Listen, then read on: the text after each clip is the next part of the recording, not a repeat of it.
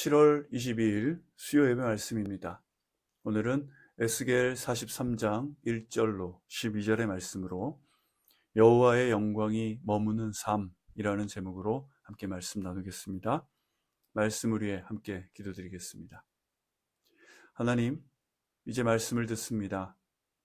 닫힌 우리의 귀를 열어주시고 마음을 열어주시옵소서. 말씀이 우리 마음에 곧게 심기게 하여 주시고 그 말씀이 이끄는 대로 묵묵히 순종하며 살아가게 하여 주시옵소서. 예수님의 이름으로 감사하며 기도드립니다. 아멘. 네, 오늘도 예배 자리로 나오신 우리 성도님들 여러분 환영하고 축복합니다. 우리는 일상에서 이런저런 여러 문제들을 만날 때마다 그 원인을 바깥에서 찾으려고 합니다. 돈이 조금만 더 있었더라면 이렇게 힘들지 않았을 텐데, 내 남편이, 내 아내가 성격을 조금만 더 고치면 참 편할 텐데, 우리 아이가 게임이 아니라 공부만 열심히 해주면 참 다른 걱정이 없을 텐데 라고 우리는 생각하죠. 눈앞에 보이는 문제가 너무 크기 때문에 겉으로 드러난 그 문제만 해결되면 내 삶이 평안해질 것이라고 생각하고 있습니다. 그래서 돈을 더 벌기 위해 밤낮 없이 뛰어다니고 가족들을 내 방식대로 고쳐보려고 잔소리를 쏟아냅니다. 하지만 정말로 돈이 많아지고 내 주변 환경이 내 뜻대로 바뀌면 우리의 모든 고통, 모든 불안, 또 모든 문제들이 깨끗하게 사라질까요? 오늘 우리가 읽은 에스겔서의 배경을 보면 이스라엘 백성들도 우리와 같은 생각을 했습니다. 그들의 나라는 완전히 망해버렸습니다. 예루살렘 성전, 성벽, 도성 전체가 불타고 무너져 버렸습니다. 수많은 사람들이 바벨론으로 포로로 끌려가게 되었죠. 그들은 포로로 끌려가면서 자신들이 망한 원인을 찾기 시작했습니다. 군사력이 바벨론보다 약해서, 경제력이 부족해서, 외교를 잘못해서 실패했다라고 생각하게 되죠. 표면적으로만 보면 그들의 말이 맞습니다. 바벨론은 너무나 강했고 이스라엘은 약했습니다. 하지만 하나님께서 에스겔 선지자를 통해 전혀 다른 진단을 내리시는데요. 이스라엘이 망한 진짜 이유는 군사력이 부족해서도 아니고 돈이 없어서도 아니었습니다. 그들의 진짜 문제는 하나님을 제대로 섬기지 않은 것, 하나님을 등지고 떠난 것, 그것이 모든 비극의 진짜 원인이었습니다. 바벨론이 스스로 힘을 키워서 이스라엘을 멸망시킨 것이 아닙니다. 하나님께서 허락하셨기 때문에 일어난 일이었죠. 역사의 그 큰 흐름이 하나님의 주권 아래 있다라는 그 사실을 우리가 인정한다면 우리는 문제의 핵심이 내 눈에 보이는 돈이나 환경이 아니라 하나님과 나의 관계에 있다라는 것을 깨달을 수 있는 것입니다. 이제 하나님은 포로가 된 이스라엘 백성들에게 회복을 약속해 주시는데요. 하나님께서 무너진 이스라엘을 다시 세워주시겠다라고 약속하시면서 그들에게 가장 먼저 보여주신 것은 바벨론을 무찌를 수 있는 무기라든가 또 튼튼한 그런 성벽의 어떤 설계도를 보여주시는 것이 아니었습니다. 에스겔의 환상 속에서 아주 구체적인 성전의 모습을 보여주시죠. 성전의 문은 어떻게 생겼고 또 방은 어떤 구조고 담의 넓이는 어떻게 되는지 그런 것들을 상세하게 알려주시죠. 나라를 잃고 당장 내일 먹고 살 길이 막막한 사람들에게 이런 성전의 구조를 설명하시는 그 이유는 무엇일까요? 이 환상은 성전이라는 그런 건축물 그 자체의 복원을 의미하는 것이 아닙니다. 이스라엘 민족의 진정한 회복이 어디에서부터 시작되어야 하는지를 말씀하시는 것이죠.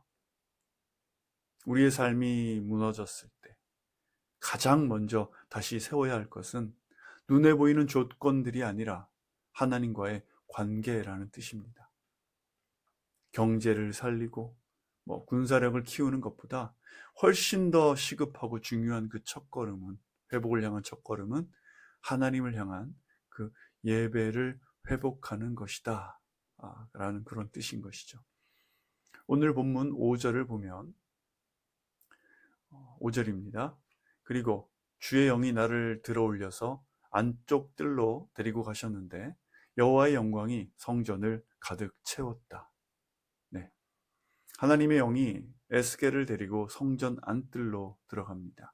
그리고 에스겔이 보니 여호와의 영광이 성전에 가득 차 있었습니다. 자, 이것이 하나님이 원하시는 회복의 모습입니다.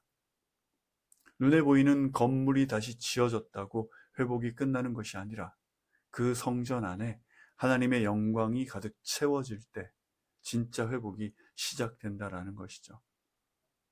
우리 삶의 회복도 마찬가지입니다.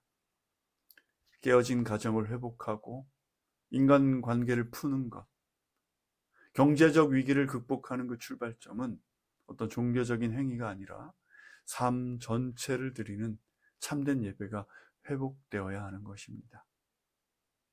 하나님과의 친밀한 교제가 회복되고 여호와의 영광이 내 마음의 성전에 다시 충만하게 차오를 때 그 문제들을 이길 힘을 공급받을 수 있게 되는 것이죠.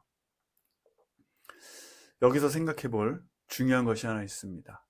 왜 하나님의 영광이 예루살렘 성전에서 떠나갔던 것일까? 자, 7절과 9절의 말씀을 보겠습니다. 7절부터 9절입니다. 그분이 내게 말했다. 사람아, 이곳은 내 보좌가 있을 곳이며 내 발이 있을 곳이다. 이곳이 바로 이스라엘 자손들 가운데서 내가 영원히 살 곳이다.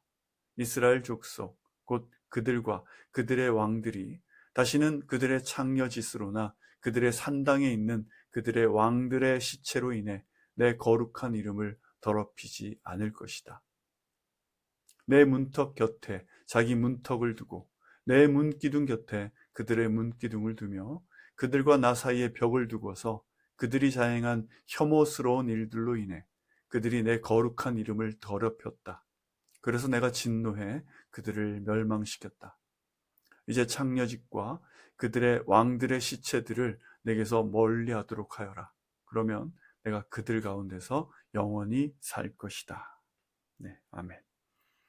하나님의 영광이 성전에 머무르지 못했던 이유는 성전 안이 너무나 더러워졌기 때문입니다. 이스라엘 백성들은 거룩해야 할 성전 안으로 온갖 더러운 우상들을 끌고 들어왔던 것이죠. 왕들의 시체로 성전을 더럽혔다고 지적하십니다. 훌륭했던 그런 왕들의 업적을 기리는 비석이라든가 그런 흔적들을 성전 안에 두었다는 뜻입니다. 오직 하나님 한 분만 영광을 받으셔야 할 가장 그 거룩한 장소에 사람들의 업적과 자랑을 끼워 넣었던 것이죠. 이것을 오늘날 우리의 언어로 말하자면 우상숭배와 교만입니다.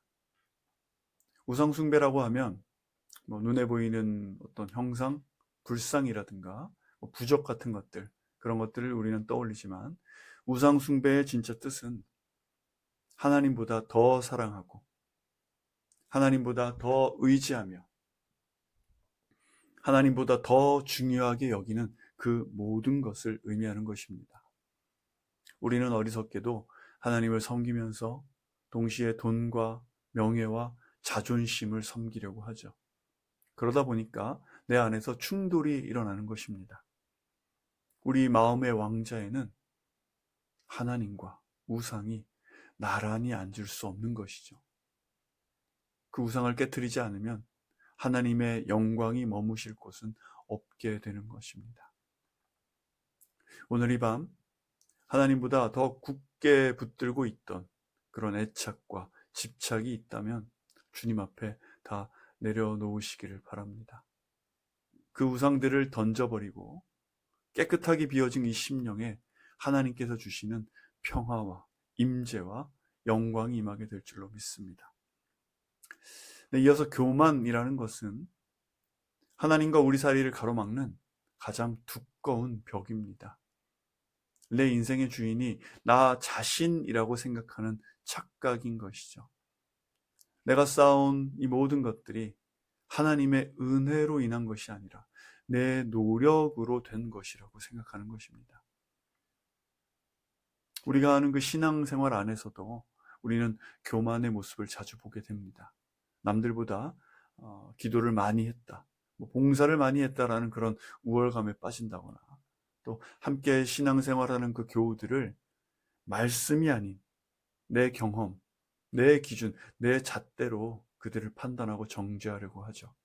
오직 내 생각만이 옳다라고 그것을 끝까지 관철시키려는 그 태도, 이 모든 것들이 하나님이 가증스럽게 여기시는 교만인 것입니다. 하나님의 영광은 내 스스로 높아지려는 그 내 마음에는 머물지 않으신다라는 것을 우리 기억해야 하는 것이죠.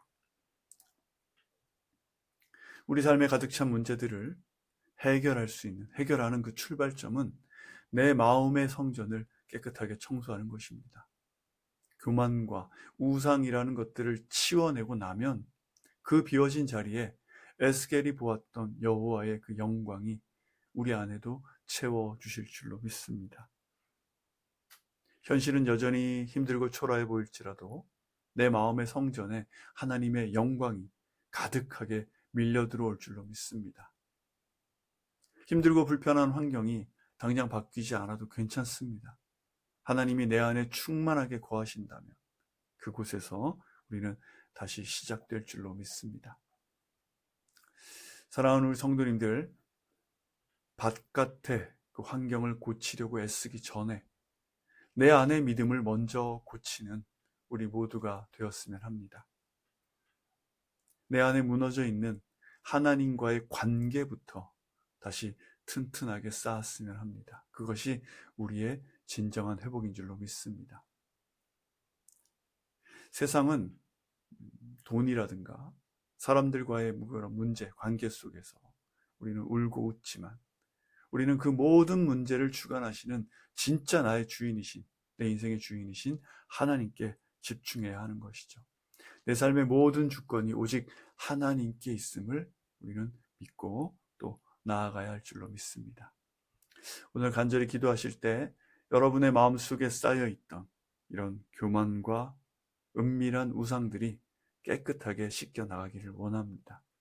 비워진 우리의 마음 깊은 곳까지 에스겔이 보았던 그 하나님의 영광이 가득하게 채워지기를 진심으로 소망하고 축복합니다. 기도하겠습니다. 사랑과 은혜가 풍성하신 하나님 아버지, 상한 심령을 이끌고 주님 앞으로 나온 우리 사랑하시는 모든 성도들 주여 품어주시옵소서.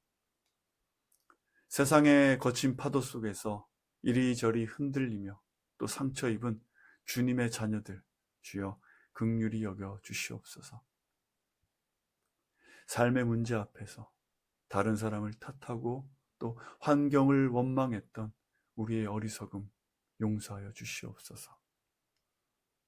우리 안에 자리 잡고 있는 이 탐욕과 우상들과 교만들을 주여 깨끗하게 씻어 주시옵소서. 오직 주님만이 우리 인생의 주관자이심을 고백합니다.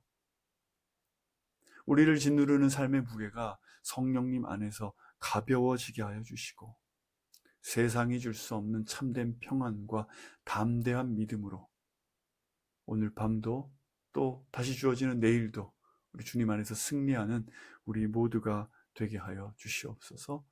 예수님의 이름으로 감사하며 기도드립니다. 아멘.